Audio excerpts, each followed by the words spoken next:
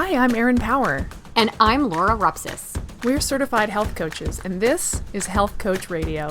This podcast is about the art, science, and business of health coaching. We share our insider tips to help you become a better coach and entrepreneur. And we interview expert guests to discover how they've made it in this growing field. It's time for health coaches to make an impact. It's time for Health Coach Radio. Today's episode is brought to you by the Health Coach Success Virtual Masterclass. My co-host Laura and I worked hard to pull together this special online event just for you. It's a 5-day mini course in which we interview the best and brightest health coach and marketing experts on the planet to try to understand how they've become such great coaches and entrepreneurs. Included in the 20-plus expert interviews are some names you might recognize. Primal Health Coach Institute founder Mark Sisson, celebrity nutrition expert and New York Times bestselling author J.J. Virgin, author, cardiologist, and staunch health coach advocate Dr. William Davis, Michelle Liotta of Health Coach Power Community, Michelle Norris, CEO of Paleo FX and ID Life Nutrition, and many, many more. The Health Coach Success Virtual Masterclass is now available and totally free for a limited time. Check it out at primalhealthcoach.com/success. Our guest today is Stacy Claxton. This episode is hands-on, so if you're driving, pull over. Stacy is an integrative health practitioner who helps stuck people find freedom and flow. She guides growth seekers, heart-centered healers, and embodied leaders through their biggest physical, nutritional, mental, emotional, social, spiritual, professional, and financial blocks to discover their boundless inner power. She adds the missing piece most mindset trainers and coaches neglect: body-centered tools to rewire the nervous system for lasting change. Her practice blends ancient and modern modalities, including Ayurvedic medicine, yoga, breath work, meditation, somatic work, trauma healing, prenatal and postpartum care, and emotional freedom techniques, or EFT. You might know this practice as tapping, and it's the predominance of what we talk about in this episode. In fact, Stacy guides us through a tapping session, and speaking from the perspective of a total tapping newbie, it was amazing. I wound up giving my 18-year-old self a hug from across the decades and kicking her out of the office to go have some fun. An educator and entrepreneur, Stacy combines private client work with writing, speaking, facilitating small groups, and leading live transformational events. She strives to bring heart-centered, whole-person healing to a hurting, head-driven world. We'd love to have you screenshot your podcast player and tag us on Instagram at Health Coach Radio. And by the way, the show notes for this episode and all previous episodes of Health Coach Radio can always be found at primalhealthcoach.com/radio. So let's connect the body to the mind and let our energy flow freely with Stacy Claxton. All right, Stacy Claxton, we are so excited to have you here because Erin and I were just talking about how little we know about the practice of EFT, and you are an expert in this. So we are super excited to learn more about it and to learn more about you. So we'd like to start every conversation with a little bit of a backstory about who Stacy Claxton is and how you got to where you are today. Excellent. Well, I'm delighted to be here and excited to share EFT as well. But before we get into that, it started, to answer your question, about 10 years ago and about 36,000 feet in the air. And sure, I could go back a whole lot farther. But something happened in that moment, miles in the sky, when I was on this airplane that really changed my career trajectory. And so I'm flying home from this emotionally tumultuous trip, and I find myself with excruciating migraine. And it's one of those migraines where everything is unbearable. And I'm sure listeners can to attest to feeling that way at times, and perhaps both of you as well, but everything is unbearable. And being 36,000 feet in the air isn't helping. And so I close my eyes. I don't have anywhere to go, but be present with this excruciating pain. And suddenly I have this really unexpected and clear direction. Take a sabbatical year. And that was it. It was this notion I hadn't thought about. Take a year off to explore and learn and grow. And I realized that 1 year from that moment, from that excruciating migraine in this plane in the air when I was present with my pain, would be my 6 years at my current job in publishing. And so it made sense. My 7th year, take a sabbatical. And so in an act of faith, I put a date on the calendar, a full year in advance, last day of work, start of my sabbatical. I didn't know what I was going to do or how I'd get there. And I'd have to leave my current job. So it wasn't technically a true sabbatical, I guess. And I enjoyed my job. But 1 year later, newfound clarity and a real plan. I said farewell. I packed up, I quit my job, I moved out. I plotted this 4-month road trip across the country that was going to land me in a year-long course of study in Ayurvedic medicine. I don't know how much either of you know about Ayurveda. It probably comes into some health coach training programs. So I had my own health challenges, but I also had an athletic background, and I was a former athlete. I had been a lifelong swimmer, collegiate swimmer, master's swim coach for 7 years. I biked to work every day, commuting more than 25 miles. So I was into fitness, and I was into fitness, nutrition, and how to improve performance, really. But I had a lot of misconceptions, as many do in the health and athletic world and the fitness world in general. And I knew I had a lot yet to learn because my health wasn't where it should be based on my healthy lifestyle, or my supposedly healthy lifestyle, and my fitness level. And I believe both of you work with fitness professionals, and lots of health coaches are already in that space. So that can resonate with you as well, likely. So I felt like, wow, this is my logical next step. I need to learn more. I turned this passion of mine into a real purposeful career. And I hear this all the time from other health coaches. You're on fire, you're poised to learn, you're poised to help the masses reclaim their health. And that was me. But I didn't know what really lay ahead and what adversity I needed to learn from before I fully dove into this calling. And I didn't know that less than 2 months into that road trip, into preparing to study Ayurvedic medicine and learn about health, I'd be trail running down a mountain. And before I even started my program, I'd lose my footing, land in the ER with a fractured ankle, need to have surgery. So instead of really blazing this trail out west, suddenly I was confronted with this distressing reality that I can't move when I need to most.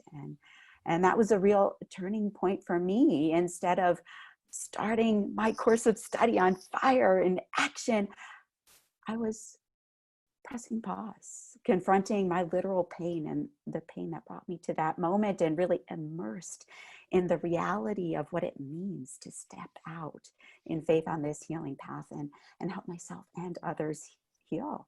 And so that was my first glimpse into what it means to really face our pain and our past and our struggles and our behaviors, and even those self-sabotaging behaviors that we're not really conscious of, because I wasn't a stranger to injury. I landed in the ER plenty of times with fractures and wounds, and I was a walking testament to physical self-sabotage. And so that pivotal moment, not just the moment in that airplane that led me to make this decision, but that moment, that obstacle, or rather that opportunity that was camouflaged as this painful obstacle of a fractured ankle, planted the seeds for what I do today around trauma and reenactment and the nervous system. But I wasn't quite ready to go there yet. I wasn't necessarily ready to explore all those deeper layers of healing. And so I needed to focus on other aspects of my own healing journey first. I needed to start studying the basics. I need to start studying the physical aspect of health and wellness. And so that's what I did. And on the other side of that road trip, my sabbatical turned into 2 years, and it turned into many years, and now a full-blown calling of mine. And I had another pivotal moment as I was practicing. And so this was after I'd studied Ayurvedic medicine, I'd studied postpartum care and perinatal nutrition, I'd studied functional diagnostic nutrition. I was in this functional space. I was bridging East and West and ancient and modern. And I'd also explored, all the latest lab testing and supplementation. I could write great protocols for people. Many of the things that all of you do and health coaches do so well. And I got my clients results, but they weren't as dramatic as I expected. So again, it was kind of like me early on as a fitness, not fitness professional, as a coach and athlete, knowing that my health should be better than it is. What am I missing? I'm this data-driven, smart practitioner. Why aren't these clients, especially the really bright ones who are committing to my program, why aren't they getting as dramatically well as I know they can?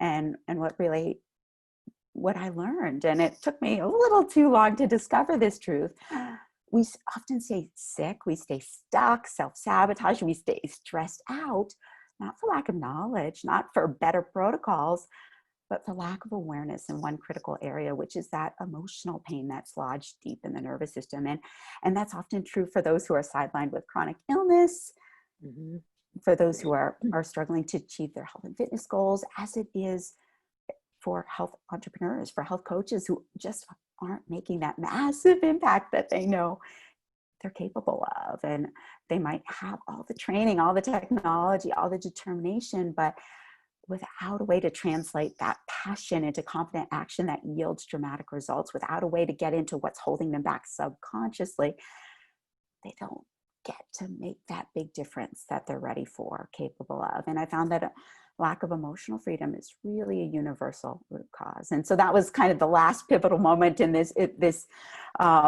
truncated story of mine, that moment that really plunged me into transformational coaching, where I guide my clients now, my clients and my groups, from their blocks into their boundless inner power. But I don't create rigid protocols. I have them tune into their own wise inner guide. I help them tune into that problem solver, that strategist, the healer, that illumination within, to light up those obscured places where their inner intelligence is already providing that instruction, already knows exactly what they need to do. And then I have that missing piece that a lot of mindset trainers and coaches neglect. And we're going to talk about that today. I know you both are excited about it, but it's these body-centered tools that really help resolve trauma and rewire that nervous system for lasting change. It's incredible how the human being is capable of healing when it's given the right tools and permission to heal. Well, my goodness. Yes. I think when I'm just going to generalize for a second. I think when health coaches start, kind of like you touched on, it's like fitness and nutrition. We're going to work on food and movement. And I think for a few years we do that.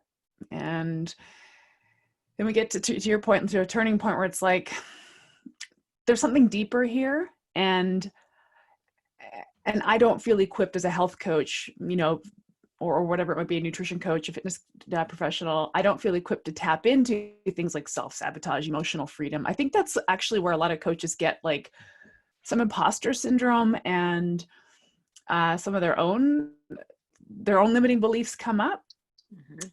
Because I mean, for you went on a many years journey, and I'm really grateful that you did, and I'm impressed that you did this full journey in yourself. But a lot of coaches are like, I don't know how to deal with trauma. I don't even know what emotional freedom is. I'm not going to go there. I'm just going to keep focusing on food and nutrition. However, I think there's a disservice done to the client. And to your point, the client has an inner knowing somewhere deep inside as to how to live their optimal vibrancy. So I guess my question is, for the coach who's like at this transition point where they're like, food and nutrition is definitely a good needle mover, but there's something more that I need to work on with my clients. Where would somebody start to learn? Like, let's just use trauma as an example, because I keep hearing trauma, but it sounds out of scope. It sounds like, ooh, that sounds like psychology or psychiatry. It doesn't sound like it's in my wheelhouse. How does one start understanding this stuff? Or how do we define trauma, maybe, first of all? That'd be a good place to start. Perfect question, Erin. And I want to speak to a few of your points because I can resonate with that health coach. And you heard it in my short story there, that I did start with those same things. I started with diet and exercise and sleep. And I had this sense that this thing called trauma, and we'll get into that to answer your question, had something to do with the nervous system, and the nervous system affected the stress response, and stress response affects health, and certainly sleep and the right diet will affect the stress response. So I kind of had that intuitive sense, but I felt more comfortable with a formulaic approach. And I think this is where a lot of health coaches and what you're speaking to get a little stuck, that it's easier to have data and to know what you're doing and create a plan and to come into your sessions with clients ready to spell out what they need to do because that feels safer. And you mentioned imposter syndrome and kind of this idea of, I'm not sure if I can go to those places that feel a little bit more daunting and a little less clear. And that's where I was. I needed to practice first and really get comfortable and confident with my toolkit. And as a nutrition-based practitioner and a functional practitioner, I've relied on lab testing. So I understand if that's where a lot of health coaches are coming from. But often these the most potent hidden stressors on our nervous system aren't going to show up on a lab test. They're not measurable. They're not formulaic. They require us to dive deeper into this thing called trauma. And so I want to speak to that because it's not only trauma that our clients are dealing with, and we'll start there, but also you said something else, Erin, that's key, and I want to get to that. But there's also trauma that we have as practitioners, and it's important to be attuned enough to that to know how it's affecting how we show up with our clients. And so let's start a little bit with this thing called trauma that feels a little nebulous. It feels a little overwhelming, daunting, especially for those who aren't therapists, and most of us aren't, but now found thanks to a lot of pioneers in the field. And as trauma becomes a little bit more well-established, health coaches might be hearing about the Adverse Childhood Experiences or ACE study. They might be hearing about Peter Levine and Bessel van der Kolk and these real pioneers that are letting us know that trauma affects us all. It affects every single one of us, even if we don't have a major, huge, big T trauma. And it might even underlie all the other stressors that are affecting us in our life. It's that important. And so I want to answer your question about what is trauma. And so if we look at the simple definition, it can refer to any injury or wound, but here what I mean is a mental or emotional wound that remains long after any physical injury has healed. And trauma itself is the residue of any experience that's not fully processed at the time that it happens. So it overwhelms the nervous system often because it's too much, it's too fast, and it's too soon. So it's not necessarily, and this is where some people get hung up, it's not necessarily what happens to us. It's not necessarily the events, but what happens inside of us. We can't take it all in. We can't digest it, assimilate it, process these experiences, comprehend them, integrate them into our life and being. And as a result, it alters the way we remember and we react to that experience now. It leaves this current bodily imprint of the past, and our bodies keep replaying and reenacting that experience in an attempt to resolve it. And that's when we get stuck. And again, so it's not necessarily the event or exactly when or how or what specifically occurs, but it's what happens inside because of that. And so trauma creates these inner rules, these unquestioned truths, these subconscious vows, and these barricades that block the energy in our body to allow us to be fully alive. And you mentioned that, Erin, that it blocks our vibrance.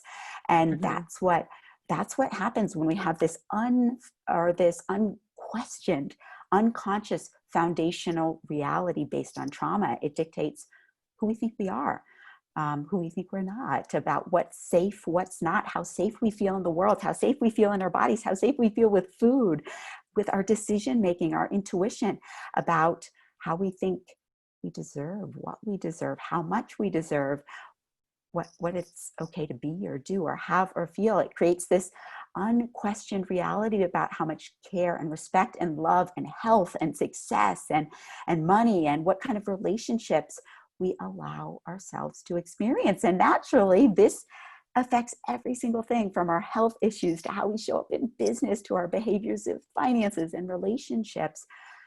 Unless, of course, we really expose ourselves, we really turn our spotlight onto these blind spots in areas that might be traumatic in our lives, things that we're holding on to that's keeping us trapped at an extremely grave cost to our power and potential, not to mention freedom, like you said, our freedom, our emotional freedom and our joy. But I do want to clarify one other thing about trauma, because as we've been talking about this, and I'm sure you have questions, I can tell you're ready to chime in. One question you asked earlier, though, about trauma is, what exactly is it? And sometimes we have a sense that it's these big life-changing events, but what we're talking about here often isn't the life-shattering big T traumas. Often it's the chronic, unrecognized small t traumas that affect every single one of us. And some examples can include prenatal or birth trauma. We're not going to consciously remember that, but a lot of us went through things that were very traumatic in the early years. And attachment trauma, when we don't have proper emotional care from caregivers, or those formative relationships when we're really young, that can be another source of trauma we're not going to remember. Sometimes as children also, we experience something that really transformed what we think about ourselves. We learned from parents or teachers or coaches that it's better to be invisible or silent, or to put other needs above our own, and we internalize that. We don't realize that there's a trauma, maybe something that happened on the playing field or the classroom, or something that happened in school or with a parent that is affecting how we show up now. And we carry that body memory into adulthood, even without knowing it. And from our adult perspective right now, we're thinking, oh, that thing that happened on the soccer field when I was 7, or, the thing that happened in the classroom, or, something that happened with my family. Oh, that can't possibly affect me now, because we have our logical adult brain that's taking the lead here. But as a child with a brain that's not fully developed, we absorb that experience very differently in a way that might be compromising our health and success and well-being right now. Wow, thank you.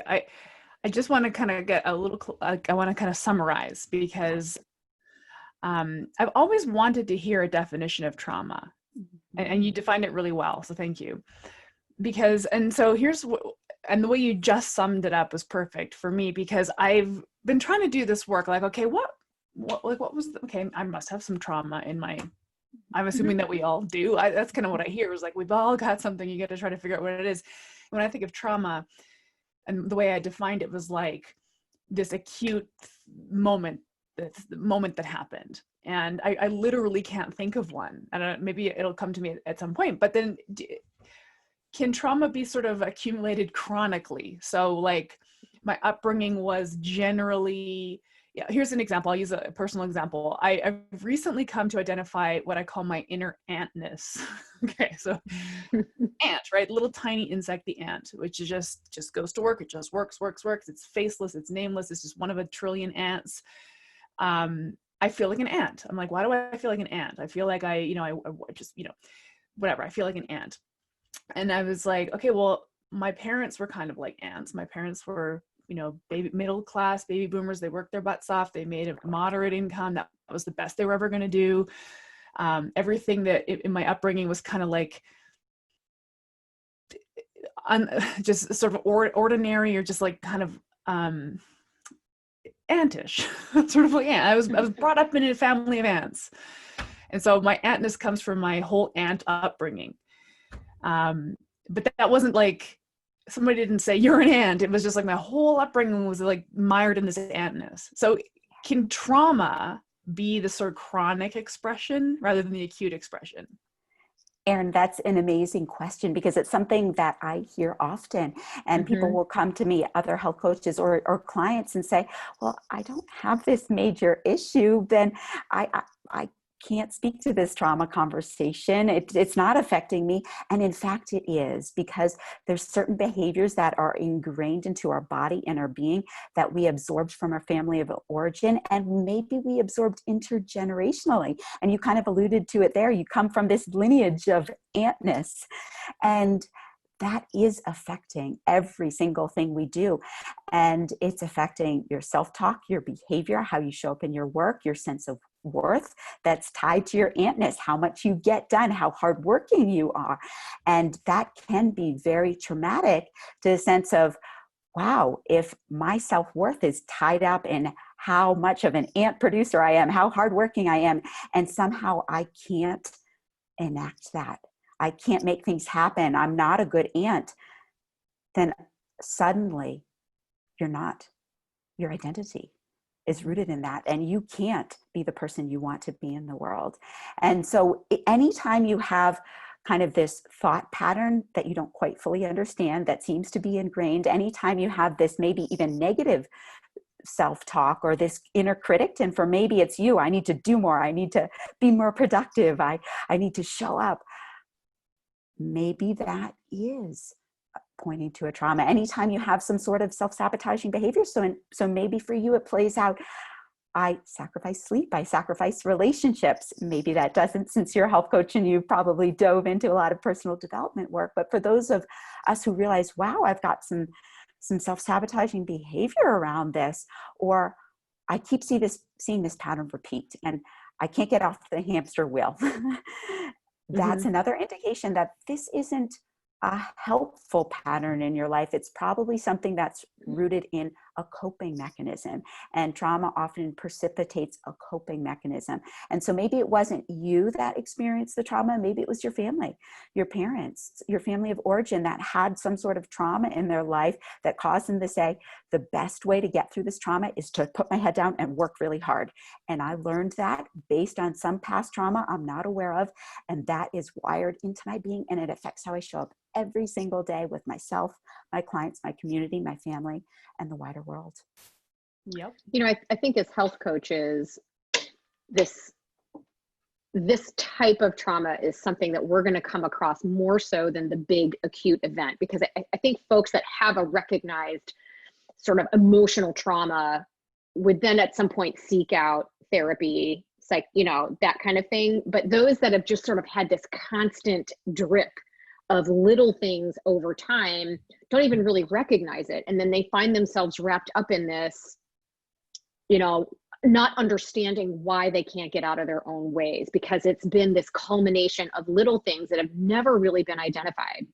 And so, coaching and a lot of the theory we teach in our program is rooted in psychology, motivational interviewing, social, all of these are psychology, rooted in psychology and theories you learn about when you go down that road. But we're not therapists, we're not psychologists, but we can still use some of these tools in a coaching relationship. So if you don't mind, I would love for you to try to highlight or maybe contrast the differences on all of this stuff rooted in psychology for sure, but how we can use these tools and identify these triggers as a coach and where we can take the client to try to help overcome some of this. Yes, excellent. And you raised several questions there, so I want to try to get to each of them. But one thing that you said in there that I really want to highlight is, how do we as health coaches recognize this? Because we're often not dealing with the acute trauma, because someone would probably seek out a psychotherapist or more advanced care if that was coming out for them. But we need to be able to recognize, to spotlight, to identify, to see into the blind spots that our clients aren't looking into when there are these cumulative traumas that are having an insidious effect on their health. And so some key characteristics to look for. And again, you don't need to be a therapist to start to notice this kind of behavior in your clients is self-talk. And that's a big one. How are your clients talking to themselves? What is that thought pattern that's going on in their head? Is it mostly critical? Is it encouraging? And if it is critical, because most of us have a critical voice in some capacity, what is it saying? And so really getting them to spell out what is going on in their mind and body 24/7, because trauma changes the brain. And it's not just changing how we think and what we think about, but our very ability to think at all. And so if we are not monitoring our thoughts, if we're not privy to our self-talk, we're not aware that trauma has changed something in how we're thinking. So monitoring brain behavior and thought process could be a good indication. The other piece is that trauma pulls us out of the present moment. And we have this often compulsive and unconscious drive to replay and resolve that initial trauma because we want to heal. The body has a strong desire to heal, but it pulls us out of the present moment. So if clients are dissociating or having trouble staying present, if they have this compulsive or repetitive or addictive pattern they can't seem to shake, if they tend to always pull you back into past and story, and this happened to me, and because of this, I can't get out of that, that often is indicative that there's a trauma there, even if they're not aware of what that trauma is. Other key characteristics is that it changes our identity, our personality. It becomes wired into the beliefs and behaviors, our addictions, our emotional reactions. If clients are noticing that they have this really strong emotional reaction that seems out of proportion with the circumstance, that's often a clue. It's triggering something deeper. Let's dive into it, tease apart, is there a trauma there? Is there something to work on that's causing you to have this emotion rise even when you don't know why? So if emotions feel extreme, again, it might be a personal trauma, it might be familial, it might be intergenerational, it might be pain that they're carrying that they're not aware of. Other key characteristics to look for as you're trying to recognize and identify chronic trauma among your clients are a sense of isolation. And especially this time with the pandemic and everything that's going on, more people are feeling isolated and completely alone. And sometimes that sense of loneliness is present even when they're surrounded by other people. And so if there's a sense of abandonment, I'm all alone, I don't have the voice I need to, I don't feel powerful. Actually, I feel powerless and helpless and hopeless to make this change in my life or take this action. Often there's a childhood wound there, something that happened maybe pre-verbally or at a young age that caused them to feel that way. And it's being replayed in the client coaching relationship. They're being triggered because they don't feel powerful enough to take ownership of their health, and they want you to tell them what to do or guide them. And often that's an indicator. Okay, why don't you feel powerful? Why can't you take the action here? How can we help you step into your power? Often there's a sense of, I don't have a voice, I don't have power, I feel unsafe, and I feel fixed and stuck. And that's another thing I hear often, and you likely hear often as well. People come to you not quite sure what's wrong, but they know they feel stuck. They feel stuck in their health and their relationships and their finances and their work, whatever it is. Other health coaches, I feel stuck. I can't seem to get this coaching business off the ground. All of those indicate the presence of trauma, and recognizing it is really key. But then speaking to your second question, Laura, knowing what to do with it as a coach is even more important. And so now that you see it, you can recognize, wow, I have some ways to work with it. We don't need to stay stuck. We don't need to press play on this perpetual reenactment and this self-sabotaging behavior. And we don't necessarily need a therapy background in order to do that. We have the power to change and heal in our body. And that's why I love really simple, effective mind-body techniques like EFT, emotional freedom techniques, or tapping, somatic tools that get you and your clients into your body so you can get into these stored subconscious memories, you can get into muscle memory and awareness, and you can change. You can release it through the power of bringing your own hands to your body. And that's why I consider something like EFT, emotional freedom techniques, the antidote to trauma, because all those things I was talking about, all those things that we can recognize as trauma are reversed and more when we bring EFT into the picture. So it changes the brain for the better. It literally rewires the nervous system. It puts us back in the present moment when often we're pulled to the past or spinning in anxiety in the future. It creates a new reality for ourselves. So we have a new identity, a new personality, even a new way of showing up in the world, new patterns of behavior. It also creates this sense of connection. We feel connected to our body. We can listen to our body. We can trust our body. And I'm sure you see this, Lauren and Aaron, all the time, but often our clients come to us because they don't trust their own body. They feel disconnected. And when you're out of touch, you're disconnected, you don't feel safe in your body, you can't trust yourself. You can't trust that inner guide. But when we give them tools like EFT to bring them back into touch with their own body and their own inner healer, suddenly they feel connected. They feel safe again. They feel like they're powerful. They have a choice. They have a voice. And it reminds them, wow, there is another way. I can see what I haven't seen. I can act differently. I can make a new decision now. I can start to notice these synchronicities in my life. I can have new insights and aha moments. And that is when you know that there's incredible freedom, and that some of these emotional stuck points, whether they're identified traumas or not, are no longer holding you back from becoming the really empowered, vibrant person that you want to be in the world.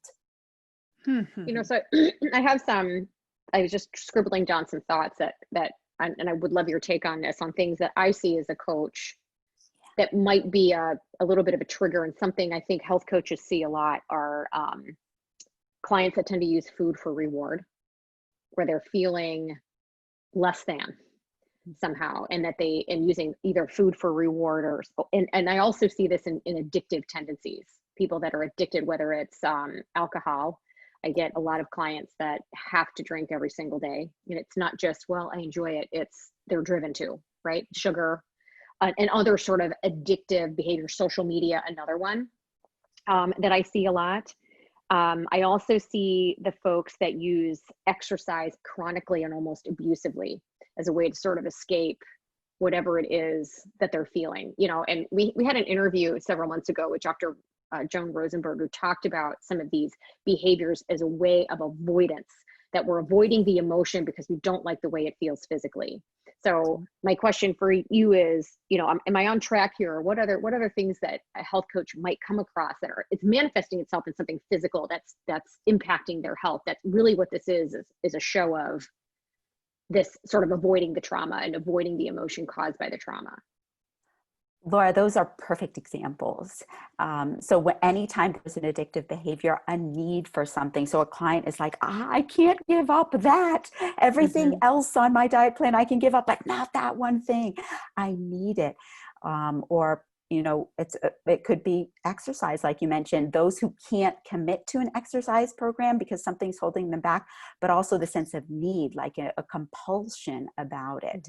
And so you're spot on. Those are perfect examples. And you're also spot on that often it's an avoidance pattern, a distraction. It's a cover up for feeling the deeper emotion.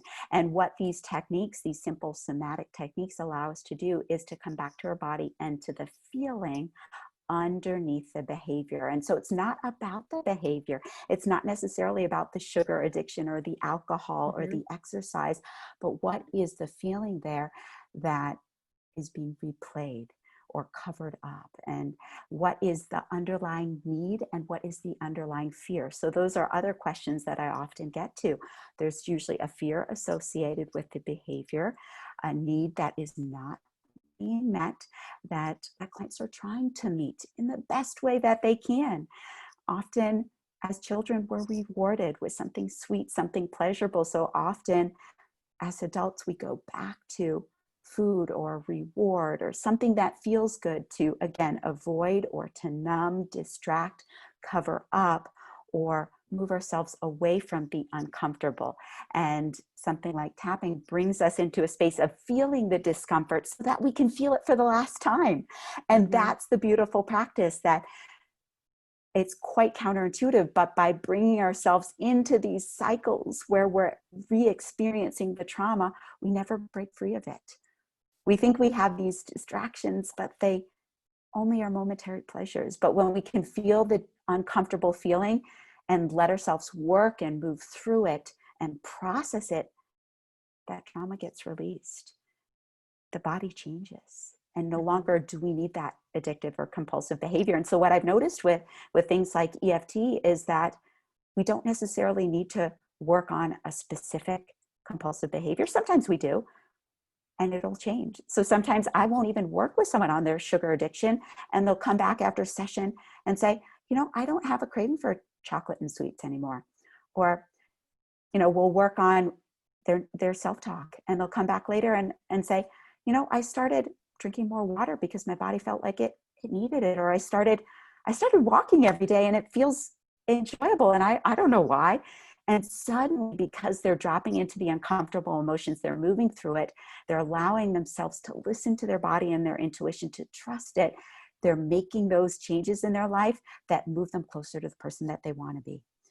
And that's the power of releasing some of the emotion that's underneath the behavior rather than focusing on the behavior itself.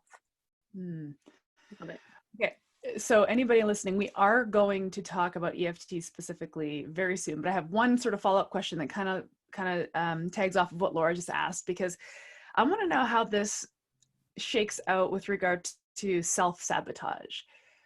That particular behavior or that particular identity is one that clients, at least my clients, always come up with. And maybe it's just the kind of clients I attract, because I do kind of go into that space. People who say, I always throw myself under the bus. I always fail at that. Why do I self-sabotage? Why do people self-sabotage? With regard to this conversation around trauma, like, Cut to the chase. Yeah, in your experience, like what are some of the underlying factors there that you've seen? Yes. And that's huge, because self-sabotage in the health coaching practice is one of the biggest things we see. And it's frustrating as a coach when you see it happening, but it's also frustrating for the client when they don't realize, why am I doing this? I see this pattern replay. And it does go back, as you acknowledged, Erin, to that trauma conversation, because trauma is reenactment. The body is trying to resolve an original trauma. It's trying to keep us safe. Because remember, trauma is a lack of feeling safe in our own bodies, in our environment. And so it's a protective mechanism. And if self-sabotage is happening, my goal is to get to why, and using emotion, using feeling, sensation, and perhaps using memory to identify a trigger that caused your body to react in that way. And often, you mentioned failure. You said in there, why do I always fail? Often there is a goal trauma in their past somewhere. And it could, again, be something they weren't even aware of, but when we can drop into a body space and do some somatic healing, suddenly they'll remember, oh, I had this moment where I tried really hard. I had this goal. I was on fire. I was excited. I was set up for success. I was invested in it. It felt so spiritual, and it felt like it was my identity. And then I failed. Something happened. And it could be really small in the scheme of things, but it left this body imprint of, I'm a failure. I can't do this. I don't want to do this because I'm going to be hurt. It's going to be shameful. I'm going to be embarrassed. I'm going to feel disappointed. And they carry all of those uncomfortable emotions around shame and disappointment and embarrassment and being a failure in their body. And every time they have a goal, those feelings come up big time. And so it's better to sabotage yourself and not even try, not even approach the goal, than to feel those uncomfortable feelings until you come back to that trauma, or at least those feelings, and face them, be present with them, get to know them, get intimate with them, move through them. Every single time you see a goal, you're going to want to spin in that same cycle of, let me avoid, let me protect myself from feeling that way because it felt so awful and I don't want to go there again. I want to protect myself. And so I want to call out for people listening who are like, ooh, that might be me. I actually have one of those goal traumas, and now I'm starting to see it. Be gentle with yourself. Again, we tend to beat ourselves up. We tend to punish ourselves for years for things that happen. And being able to acknowledge it, recognizing, putting your finger on it, shine a light on it, be compassionate and understand, wow, your body was protecting you. It was giving you guidance. It was saying, that's dangerous. Don't do that again.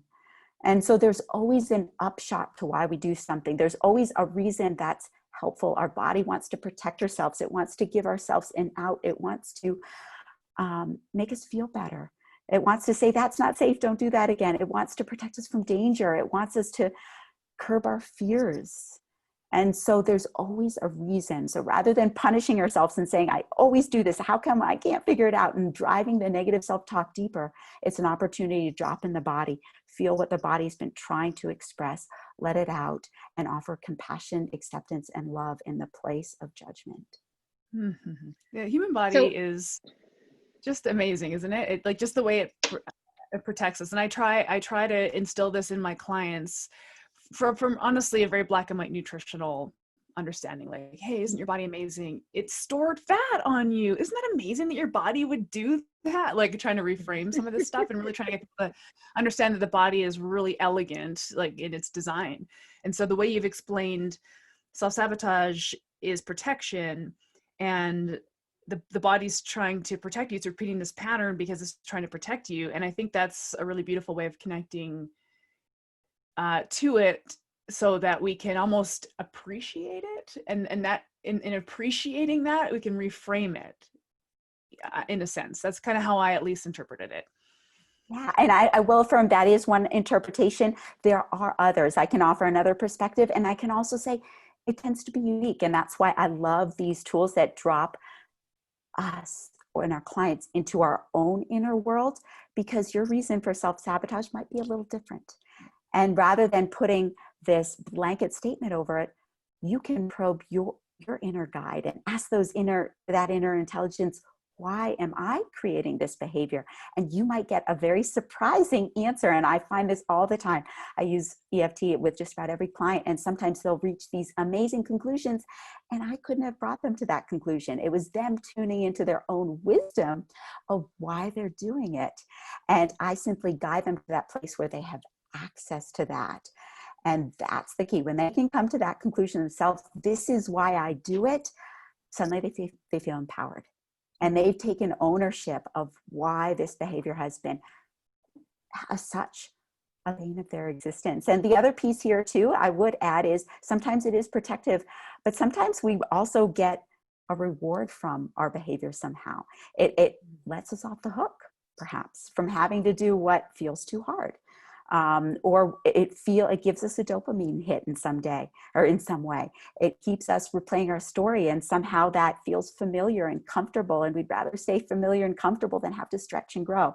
So there are plenty of other reasons why we might be in this behavior, and that's why I want to say, use the techniques that drop you into your own inner world so you can identify the key for you. So can this almost be sort of defined as to just sort of self-identify as, or statements like, I just, this is just the way I am, or I do this all the time. And thus that gets you off the hook from actually having to stretch yourself to achieve something that you may not achieve. You might not be successful. And thus then you have this additional emotional response that leaves you feeling frustrated or sad or whatever the emotion is that you're uncomfortable with. Even though you don't like where you are, at least it's familiar and you're here, right? Rather than reaching for something else and feeling that other emotion, that other uncomfortable emotion. Yes. And that's kind of what that's coming from? Absolutely. And you said some really important things there. You said, and we hear this from clients all the time, well, that's just the way I am. I'm this kind of person. And they attach an identity statement to something that describes their behavior. And anytime you hear that, notice a little light bulb go off in your mind. If there's a black and white, an absolute, 100%, I'm just this way, an identity statement, probe deeper. Because there's usually some reason that they're clinging to that identity, especially if it's not serving them. There's likely a trauma there. There's likely something they learned in childhood about themselves, but there also might be something that's keeping them from having to grow, from stretching, because anytime we do something new, it feels uncomfortable. And sometimes, as we've noticed with our clients, it's easier to stay in the familiar place and be uncomfortable, because uncomfortable feels comfortable. That's what we're used to. That's what's familiar. And stretching requires growth and a new level of discomfort. And that's why I encourage, especially as we drop into this practice and we get into EFT, start with what feels most uncomfortable in your body, because that's the key. That's the portal into feeling greater sense of familiarity and comfortable with a new version of yourself that's able to grow and stretch and make a massive impact in your health goals or as a practitioner, as a coach. This is great. So I want to move into EFT. And I just, but as you were kind of talking around it and about it, I had this realization. So I teach yoga classes from time to time, and there's a meditation at the end. And so one of my self-identity statements is, I'm not like I'm not super connected to, I struggle to coach meditation in like a really mindset-y kind of like airy fairy way. So I coach meditation very physically. It's like, because in my opinion, most people, many people, I shouldn't say most, many people, we know how to connect to our bodies, or we know how to physically control. Like if I say, wherever you're feeling tension in your body, let that tension in your body go. Do you feel it in your jaw? Do you feel it in your shoulders? Do you feel it in your hands? Is it in your lower belly? Let's connect to your body first, connect to your body first, untie those physical knots. And then what will happen is your mind will come along for the ride. So I'm not going to talk a person through a real mindset-y kind of meditation. I talk them through a physical one, because I feel like for most people, that's easier to connect to kinesthetically. So for me, that's kind of how I'm already interpreting EFT. It's like, if I'm struggling to get into my mind and into my self-talk and my identity, maybe I can, if I can physically connect to my body, that will help me bridge that gap. Am I kind of on the right track there? Erin, you are more than on the right track. And I think you're going to love EFT. You said you weren't familiar with it, so you're excited to learn because it's exactly aligned with what you naturally know works. And so yoga practitioners, people who work with the body, people who work with that kinesthetic sense already have a natural in, because that's exactly what we're doing. We're dropping into the body. Sometimes mindset is actually not where we need to be. And I emphasize this for my clients who are in the health, who are working through their health goals, but also for health coaches. Sometimes we think, okay, I just need to identify my limiting belief. And how many of us have done enough personal growth to know every single limiting belief that we have? We know what keeps us stuck. We know why we self-sabotage even. That's not often what we need. We don't need someone to say, logically, this is what you need to do. And here's an affirmation. Here's a visualization. Here's a new way to think about it. Here's a new way to journal or talk to yourself or visualize, or here's some reading to do or some exercises. No, we need to drop into the body and say, where do I feel that tension? Just like you do as a yoga practitioner. Where do I feel that tension? Where do I feel stuck? And let your body start to tease apart its truth. And that's where the massive change happens. And I get it. It's harder. It's easier to say, here's an exercise, here's an affirmation to say, here's a mindset hack. But really, until we drop into our body and notice what it's sharing with us, until we really say, oh, what's my heart saying? What's my gut saying? What are my emotions? And what's my muscle memory communicating to me? Until we bring that into the action, it's just a decision. It's not an action. It's not life change. And so you're spot on, Erin, by saying that bring our bodies into it. And EFT does that. You mentioned meditation, so I wanted to speak to that too, because we don't all need to have kind of ethereal meditation practices to drop into a meditative place. And that's why I like EFT. It's very physical. We're going to be taking our fingertips to tap on the body and stimulate certain points, and it drops us automatically into a meditative place, but from a very body-centered perspective, so that we can listen to the wisdom of the body rather than sitting still and trying to fight with our body still being stuck in our head. And so I consider it a fantastic alternative. It can be an adjunct to meditation. It can be an adjunct to yoga or breath work or whatever amazing practices that you have in your toolkit as a health coach. But it also can be a standalone practice that drops you into that meditation, that drops you into that body, that feels like yoga, that gives you access to the breath, that releases tension in places that are tight. So yes, Erin, great question. You're spot on. Cool. All right. Well, let's do it. Yeah. Okay. So I'm delighted to share this practice with both of you. And I do have something for listeners that might make it really easy. I have a handout that they can get immediate access to. If you're at a computer, you can go to soulsandsynergy.com/health coach right now and grab a handout that shows the tapping points. Because what I'm going to do is I'll describe the tapping points and the sequence, and then we'll practice it. So if you like a visual, you can grab that now. For listeners who don't have access to that, go ahead and get it later. I'm going to walk through the points verbally, so you don't need to have any visual aid. But there's one thing that I want to explain about tapping before we actually get into how it works. And that's a little bit about the discomfort and why I press the discomfort first. And so as we tap, we're going to be moving our fingertips over the body on this sequence of points, and we're going to be bringing up emotions and feelings and sensations and even words to deepen the experience. And I really challenge you to drop into the quote unquote negative feelings first. The heavy stuff, the pain, the hurt, the distress, all the crippling self-talk, the destructive beliefs, the distressing memories, or anything that feels unpleasant in your body, and really honor that first.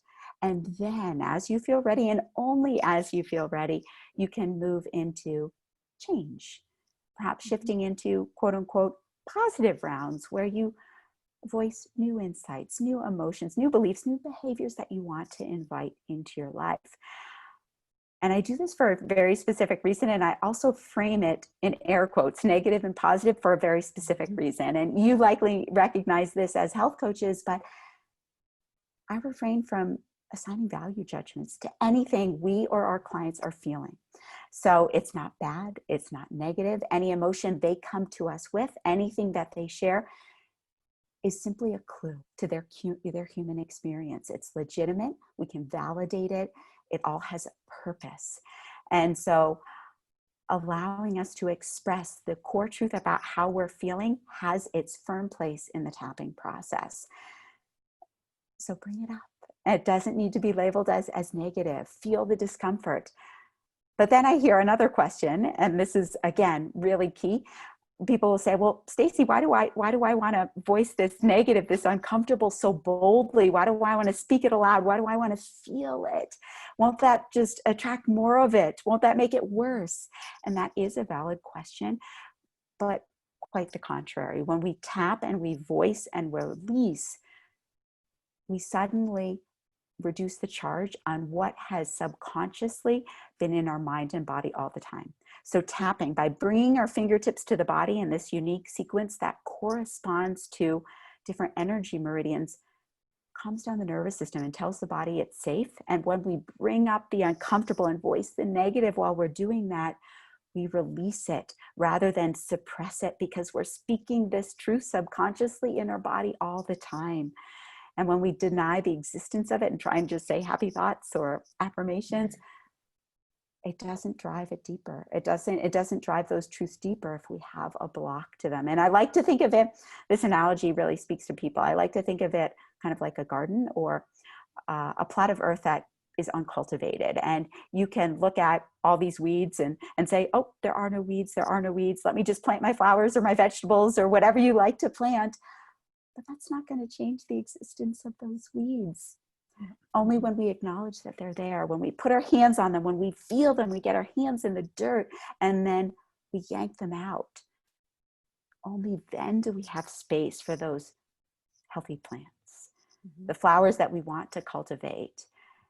And that's when we're left with, wow, I have the power to create now from this fertile soil the happier, healthier, more vibrant, empowered, and integrated being that I know I can be. And that's key to this process. So I encourage everyone, as we dive in and we start to tap, let it be uncomfortable. Speak the quote unquote negative self-talk. That's when we can suddenly be free of it. We can experience it. We can release it from its traumatic reenactment, and it begins to feel less true. We feel lighter, and we experience true freedom from what's not serving us. So with that, and I'll see if you have any questions. I was noticing you were both kind of affirming, yes, that feels true. Oh yeah. Yeah. Absolutely. And so let's get into some tapping. And so I'd encourage you and listeners, if you can, come into a comfortable seat, remove any distractions from your immediate environment, to grab your hand out if you have a chance to do that. And pick one hand. You don't need to use both hands. You don't need to alternate sides. We're going to use 3 or 4 fingers, and we're going to tap on this specific sequence that corresponds to different endpoints of energy meridians, like I said. So in that way, it corresponds with ancient traditions like traditional Chinese medicine, the Marma points of Ayurveda, but it also, as you know, has real grounding in modern psychology and neuroscience and some of these truths that we're really understanding about what creates change, what creates safety in the body, what helps to heal trauma. And the sequence of points that I teach is very simple, and it's always the same. So once you learn it, that's going to happen by rote in the background, and then we're going to drop into the deeper layers. There are lots of variations of EFT out there. So for those who have practiced it before, maybe your sequence is a little different. That's okay. It's as much an art as it is a science. It's very fluid. It works whether your sequence is a little different, and it works if you don't believe in it. So even the skeptics, I encourage you to give it a try and see what it does for you. So wherever you are, take a nice deep breath. We're going to get tapping with the fingertips coming to the top of the head. This is the first point, 3 or 4 fingers tapping at that topmost point of the head. Taking some nice deep breaths as you breathe, and then moving to the inside of the eyebrow. This point is just to the right or left of the bridge of the nose. We're tracing the eye bone here. Deep breath, side of the eye. This point is just next to the temple. It's pretty close to the eye. And under the eye. Again, we're close to the eye here. So if you have glasses on, you might want to take them off. We're tapping on that eye bone. Deep breath under the nose. And if you feel comfortable simply listening to my voice, close your eyes, drop into your body, noticing what sensations are present for you right now. Deep breath, chin crease, just below the lower lip. Noticing what's coming up in your body right now. What's arising for you? Deep breath, collarbone point. This point is just to the right or left of midline. You've got a finger on the collarbone, a couple fingers in that indentation beneath it. Some people like to stay on the same side, and others cross over the body here. Either way is fine. Take a deep breath, bring the fingertips to the side of the body under the arm. This point is about a hand's width under the armpit. So it's about 4 inches on the side of the body. Take a deep breath. Notice if any of these points feel a little tender, a little more uncomfortable than others. That's often a clue there might be something in that particular energy meridian that's stagnant, an emotion related to that point that is really pertinent in your life and body right now. So simply notice that. Be aware of it. Deep breath, side of the hand. This point is on the fleshy part of the hand, just next to the pinky. Let's practice that sequence again. Closing your eyes if you can. Deep breath, top of the head. Inside of the eyebrow. Side of the eye. Under the eye. Under the nose. Chin crease. Remembering to take some deep breaths, noticing what your body is experiencing. Collarbone point. Side of the body under the arm. Side of the hand. And back up to the top of the head. Let's pause here with a nice deep breath, letting the hands return to the lap. And before we take it any deeper, I'd love to know what was that like for you, Laura and Erin? And do you have any questions? Okay, well, when I did the chin one and the hand one, I felt emotional. Yes. So is this, Yes. the certain points, is it kind of like the chakras where there's certain, do you know what I mean? Like, what does that mean? Mine was here. It's where I noticed Under more the eye. discomfort under the eye. Under the eye. Laura, yes. And both of you are acknowledging that your body is starting to communicate to you through this practice of tapping. And so as you tap, you start to become aware of, wow, emotion was starting to well as I was tapping on the chin crease, for example.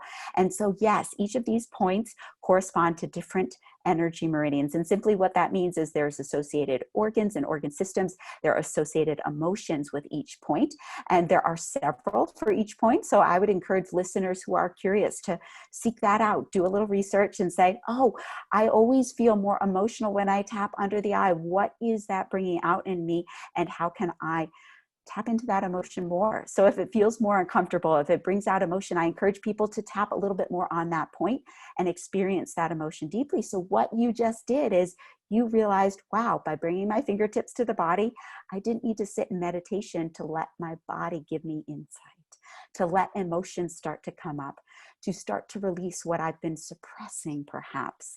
And then as we take it deeper, we'll explore those emotions more. So that was perfect.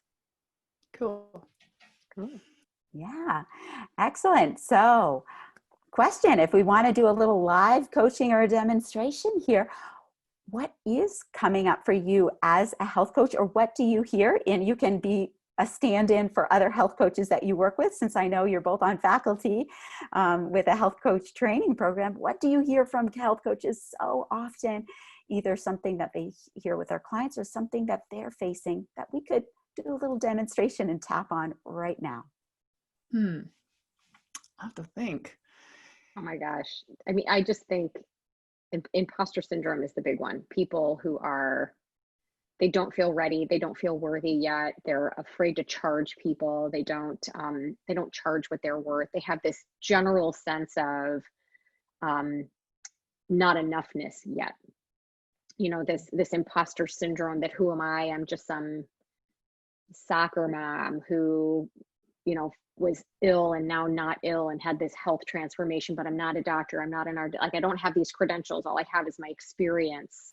Who's going to hire me? I don't feel qualified. These are the things that we hear over and over and over again with many of our coaches trying to get started. Yes. And that's a huge one. And I hear it in my work as well. I work with clients, but I also work with other coaches. I work with entrepreneurs. I work with leaders, and even people who are quote unquote successful or have a thriving practice. There's still this sense of, who am I to go to the next level? Who am I to charge more? Who am I to really own my power? So you're raising a really big question that's often at the root, a limiting factor in our ability to shine and make the massive impact we know we're capable of. And so we're not going to get deep into any big trauma here, but let's just do a little taste of where you might take tapping with an issue like that. And so I'll just guide us generally. You both can tap along. And listeners, I would encourage you to tap aloud. If you can, to speak aloud into your own space as we go through this process. Something transformative happens when you express audibly what you've been feeling inside for a really long time. So let's do some work here. I invite you, Laura, Erin, close your eyes, come back into your body here, take a deep breath or two. And before we start tapping again, tune into the sense of imposter, fraud. Who am I? And listeners, maybe there's another word you say to yourself, like, wow, I'm not good enough. I'm not worthy enough. I'm not skilled enough. I don't know enough. Who am I? And as I start to ask that question, notice what happens in your body. Do you start to feel an uncomfortable feeling? Do you start to feel a little tightness in your gut, a little queasy, a little constriction in your throat? Notice where in your body do you start to feel tension as I ask, who are you? Are you worthy of a successful coaching practice? Notice what happens in your body and be with any physical sensation that arises. Notice its qualities. Be with any emotion that starts to come up. Drop into especially that emotion. Do you feel unworthy, incapable? Do you feel embarrassed, ashamed, disappointed? Notice what's happening in your body, and maybe you rate on a scale from 0 to 10, 10 being most intense, how uncomfortable this feeling, this sensation, this emotion is right now. And I'm going to invite you to dive fully into that uncomfortable feeling right now. Take a nice deep breath, and we're going to start tapping. Bring those fingertips to the top of the head. Deep breath, tapping there, top of the head, acknowledging all this uncomfortable feeling. So maybe not even bringing any words into it yet. Tapping at the top of the head, feeling whatever's most uncomfortable in your body. Deep breath inside of the eyebrow. Are you feeling fear? Are you feeling ashamed? Are you feeling like you're not enough? Are you feeling embarrassed? What if I fail? Deep breath, side of the eye, tapping, letting the uncomfortable sensation arise. All these feelings you don't want to feel. It's easier to not try, to not step out, to not be the coach you want to be, than feel these feelings. Deep breath under the eye, invite yourself to feel them. All this overwhelming, whatever it is, and maybe you start to name it now. Deep breath under the nose, tapping, speaking aloud. What do you feel? Give it a name, give it a word. The shame, lack of self-worth. I am not worthy. I don't deserve this. Who am I? Deep breath, chin crease, tapping, speaking aloud, the deep truth of how you feel right now. Inhaling fully, being present in your body, collarbone point, and letting yourself feel it. Where do you feel it? Maybe even name it. Is it in your gut? Is it in your throat? Is it in your heart? Do you feel like you're stuck? You can't move. Your feet are glued to the ground. You feel paralyzed, immobilized, or you just want to run away and hide. Deep breath, side of the body, under the arm, tapping, noticing what you want to do, what your body is communicating to you right now. And maybe you even speak it aloud. This pain in my gut, this tension, this nausea, this constriction in my throat, this paralysis in my feet, this spinning in my head, whatever it is, speak it aloud. Feel the sensation, whatever's coming up in your body. Deep breath, side of the hand, tapping there, allowing yourself to drop more fully into the physical sensation. Deep breath, top of the head, this overwhelming, name it, whatever you're feeling.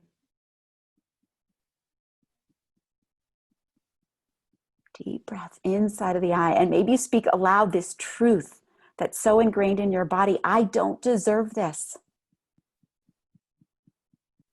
Deep breath, side of the eye. I am not good enough. Deep breath under the eye. I can't do this. It's too hard. It's impossible. If I try, I'll fail. Whatever you've been speaking over yourself. Deep breath under the nose. I'm not worthy. I don't deserve more. I'm not good enough. Deep breath, chin crease. I deserve to be punished. I'm so ashamed of myself. I've failed so many times. I'm just going to fail again. Whatever's coming up for you, speak that truth aloud. And as you tap, bringing your hands to the collarbone point, notice if a memory is coming up. Notice if a voice in your head feels like it's not yours. Maybe a parent, a coach, a teacher, someone in your life told you that. And you've been acting like this voice is yours. Drop into that memory. Drop into that voice. Allow it to express fully. Deep breath, tapping on the side of the body, under the arm. Giving yourself full permission to experience what that younger part of you did at the time when this truth became deeply ingrained in your being. I'm not worthy. I'm not enough. I don't deserve this. Deep breath, side of the hand. Experience. Tap. Feel the emotion, the sensation, the intensity.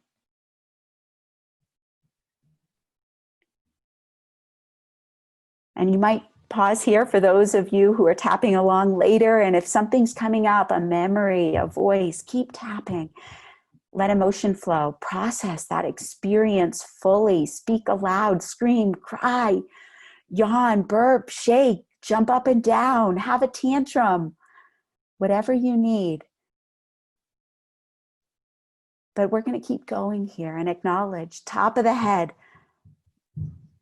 I accept the part of me that feels this way. Take a deep breath into that. I accept the part of me that feels this way. No matter how ashamed I feel right now, how embarrassed, how not enough, I accept the part of me that feels like a fraud and feels like I should be over this by now. Deep breath inside of the eyebrow. I accept this part of me. I offer it the love and attention it needs right now. Notice how that feels in your body. Maybe it feels refreshing to give yourself love and attention right now.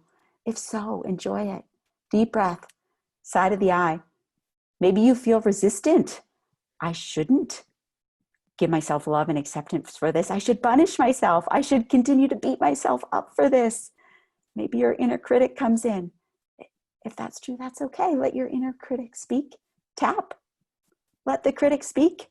Let it come out. Deep breath under the eye. I'm open to the possibility of moving through this. Take a deep breath into that as you tap. I'm open to the possibility of moving through this.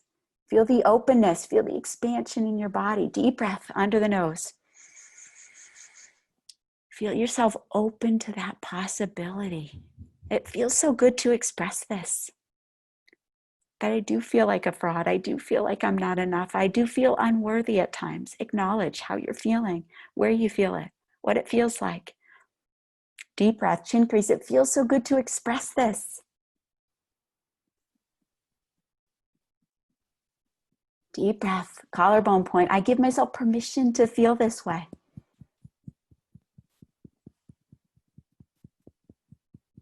Deep breath under the arm. And I give myself permission to work through this, to get to the root, to move through this uncomfortable feeling. Deep breath, side of the hand. And I love and accept myself exactly where I am right now.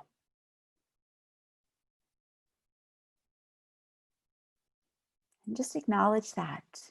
Feel yourself bringing the attention, the care, the compassion, the love that you need right now. Giving yourself permission to feel whatever you feel, to feel it intensely, to express it. Let it be big and bold. Acknowledge it. Bring your hands to the top of the head, continuing to tap, honoring the parts of you that feel this way. And again, you might want to pause if you're listening later and tap through whatever is coming up for you. Maybe you find the deeper layer, you tap through memories. But I'm going to invite us right now, in the interest of time and for the sake of demonstration, to move into some more affirmative tapping. And maybe you start to notice a shift in your body, how you're feeling about yourself. Maybe the sensation that you felt in your gut or the constriction in your chest or your throat. Maybe you're noticing a change now. And just bring that into your tapping. Bring it aloud. I'm starting to notice a shift in my body. Deep breath moving to the inside of the eyebrow. And call it out. Feel your body.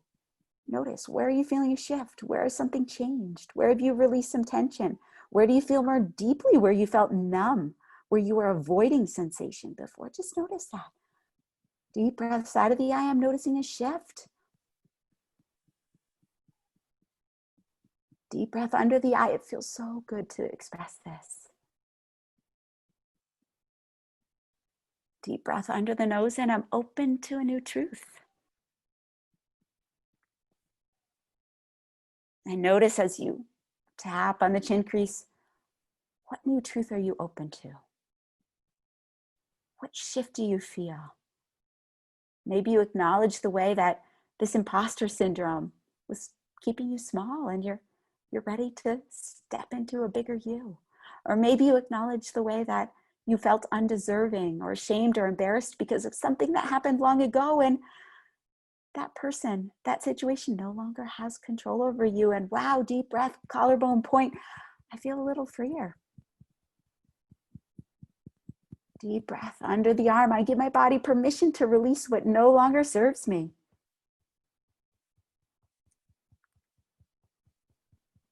Deep breath, side of the hand. It's safe to let go of this and embrace a new truth. And so now I'm going to invite you, moving to the top of the head, to speak some new truths into your life. Speak some new truths aloud about yourself and how you want to show up and who you really are. And maybe you start to feel it in your body right now. Maybe you start to smile into the possibility of a new truth, a new reality, playing a bit bigger and feeling like you deserve it because you know you do. You're worthy, you're capable, you're confident, you're courageous. You are an empowered health coach, and you see something about yourself that you've never seen before. Deep breath inside of the eyebrow. Speak that aloud as you feel it in real time with all of your sensations, all of your emotions right now. I'll give us some examples, but you can speak whatever feels most true in your own space. Deep breath, side of the eye. I feel stronger. Deep breath under the eye. I feel more empowered. Deep breath under the nose. I feel confident. I'm capable. I have the experience, the credentials I need. Deep breath under the nose. I feel energized and refreshed and ready to take action. Maybe that's you. Maybe you're ready to take action. Maybe you're like, why am I tapping? I don't need to tap anymore. I just need to sit down and get to work because I'm ready to show up big time. Deep breath, collarbone point. This feels so good in my body. It's easy. It flows. It comes naturally. And it was here all along. Maybe you realize that now. Wow, this ease. My gift. It's been here all along. I just need to take action on it. Deep breath, side of the body, under the arm.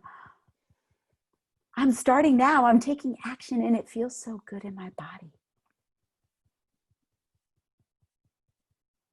Deep breath, side of the hand. I deserve this. I'm worthy. I'm capable. I'm making a massive impact. I'm changing lives, starting with my own. Take another moment here to speak whatever feels truest to you in your body right now.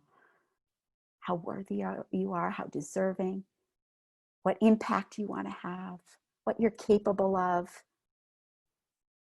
your value, how inspiring you are. And one more deep breath coming back to the top of the head, one more time, and this feels incredible in my body.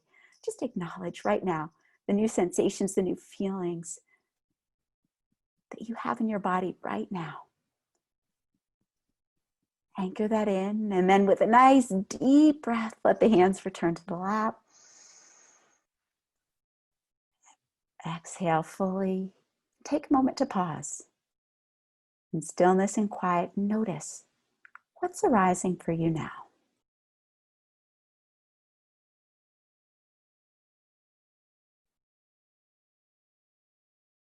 And Laura and Erin, I'd love to hear what that experience, what that little taste mini demonstration was like for you.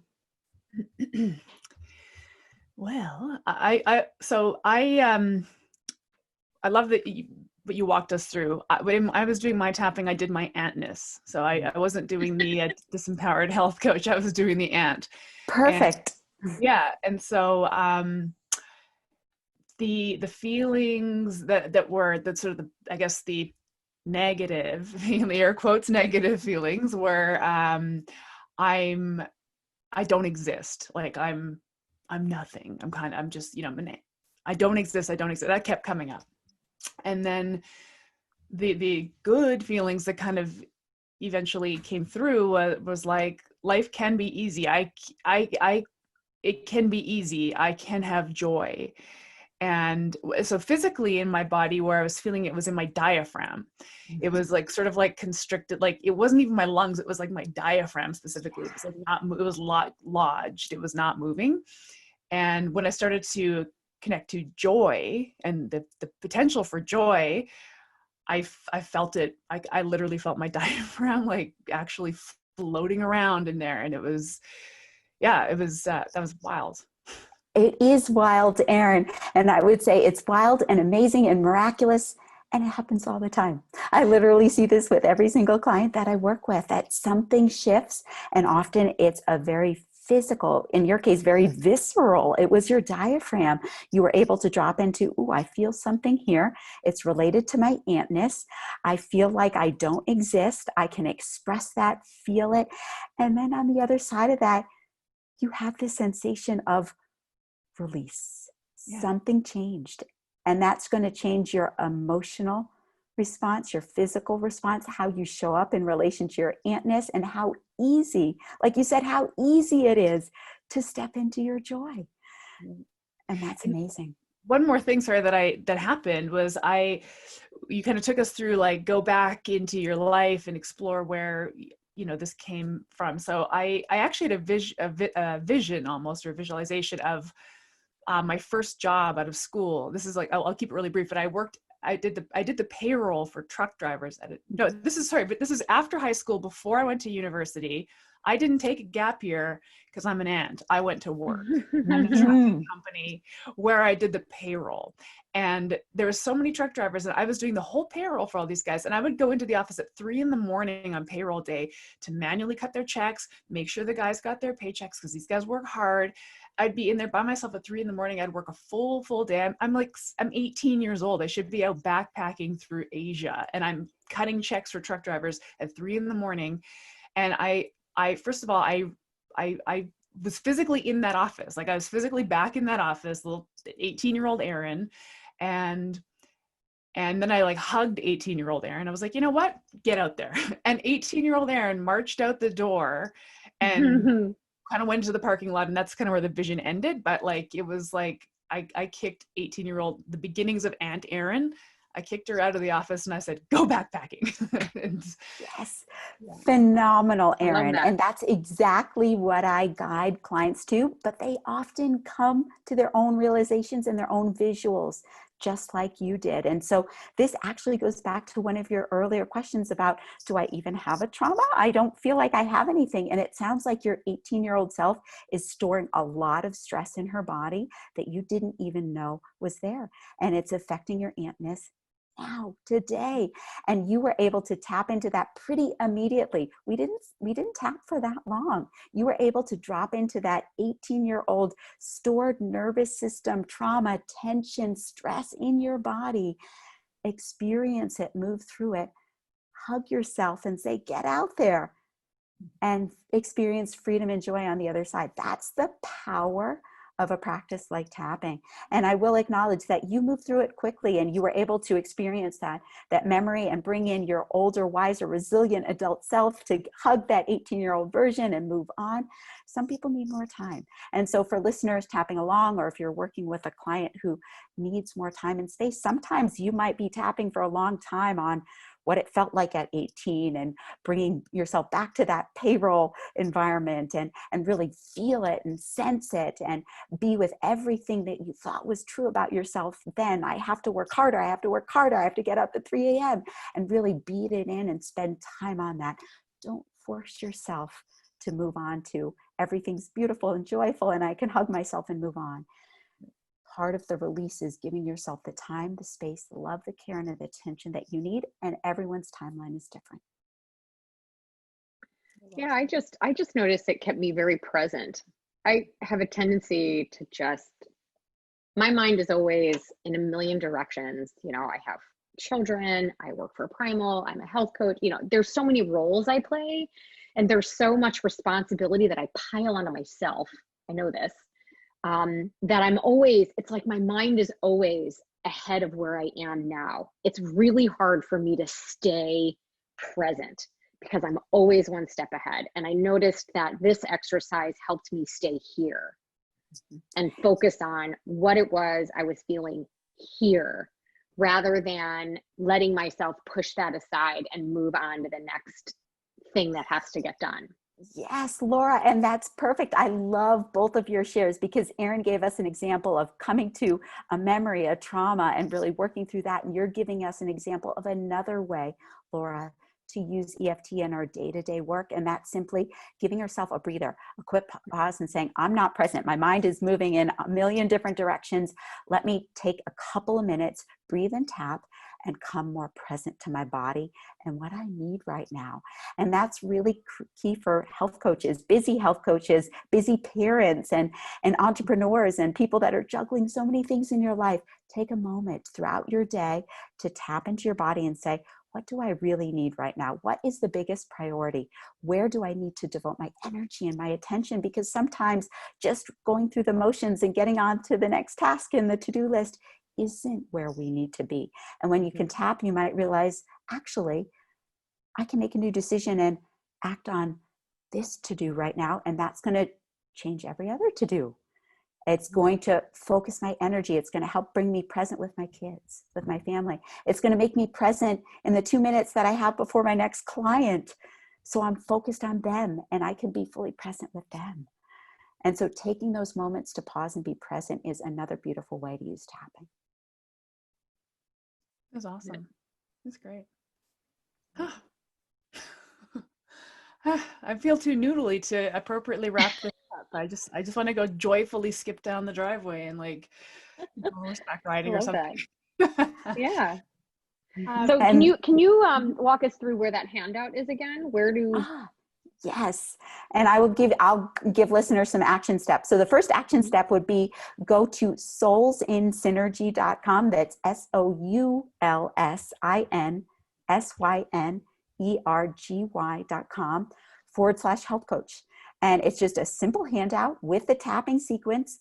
You can download it, practice EFT on your own. You could post it somewhere to remind yourself that you literally have access to this power 24/7 at your fingertips, and that you can practice on yourself when you need to tune into your own inner guide. You can use it with clients. You can use it with your kids. I know, Laura, you said you had a family. You can use it with kids. You can use it with family members, of course, if they're willing and they want to. So you can use it for yourself, your practice, your family. Download that handout. It's free. It's the power at your fingertips. But I can give listeners who are interested in taking it deeper other ways to continue exploring this practice, because it is quite powerful and it's quite simple. And one would be simply to continue doing it. Look up some free resources, do your self-discovery, self-research. I know many health coaches are perennial learners, as I am as well. And so learn more about tapping, and the best practice comes through doing it yourself and doing it with others. Often doing it one-on-one with a coach can be fantastic, because the coach helps you see those blind spots that you can't. And that's why we're health coaches, because we help people see areas where they're blocked or stuck or need further guidance. But there's something that's really powerful, and that's tapping in groups. And it blows my mind every single time, even after years as a practitioner and coach and doing this work. I'm amazed by the results that I get with group tapping, which is one of the reasons that I'm such a strong advocate for it. And I have my own tapping community. And so for those health coaches who want to get some practice in a group setting so that they can use it with themselves and with their clients, I have a global online community called Freedom and Flow. We come together every week in real time to tap through our fears and our stressors. And I can't overstate the importance of moving through your fears, your stressors, your emotions, your uncomfortable feelings in the moment. Because remember, when we were talking about that definition of trauma is any experience that isn't fully processed in the moment. And the longer it stays stuck in the body, the more likely we are to get sick, to stay stressed, to continue those cycles of self-sabotage. And so when we can practice this freedom and flow on a consistent basis in this really embodied way through tapping, then we don't suppress it. We don't have this stuckness, this trauma, this sickness, this susceptibility to disease. And that's why I consider practices like this actual key preventative medicine. This is preventative medicine. And some of my clients actually tell me that after I've had a few that said, this practice, this EFT, you guiding me into these places I've never been before, is better than any medicine, because we're stopping personal, familial, societal, intergenerational trauma, overwhelm, anxiety, sickness, stuckness, fear at its source. And then we're allowing ourselves, with the freedom that comes from that, to make the massive contributions to ourselves, our families, our community, our clients, our world, that we know that we're capable of. And so anyone interested in Freedom and Flow, which is my online group program, can go to soulsandsynergy.com, learn out more about me and the program. But again, you can tap without community, you can tap with community. All of it is making a difference in your inner world, and your inner world changes your outer world. It changes how you show up in every single sphere of your life, from your business to your health, to your finances, to your relationships. And for those of you listening, those who do have deeper trauma, who need more experience guidance. I know we brought this up when we were talking about trauma initially. Feel free to reach out to me directly, because I have more experience working with EFT and using that on the deeper layers. So if you're really stuck in some area of your life and you need some customized support, absolutely delighted to support anyone in the health coaching community. I see it change themselves, their clients, and their community. And I love working with the healing healers, with the heart-centered practitioners, with the wellness entrepreneurs, because the ripple effects of your change are astronomical. So reach out to me. We can jump on a call, do a complimentary personal power strategy session, see where you're stuck, and see how I can help you. I'd be happy to do that. Do they do that through soulsandsynergy.com? They can do that. They can reach me through that site. You can also reach out to Stacy, STACY, at soulsandsynergy.com. Send me an email. Let me know that you're a fellow health coach, and I'd love to see how I can support you in your journey and your practice as a business owner. Amazing. Awesome. Thank you so much, Stacy. This was really wonderful. It was wonderful being here with both of you. Simply delighted. Thank you, Stacy. This podcast was brought to you by Primal Health Coach Institute.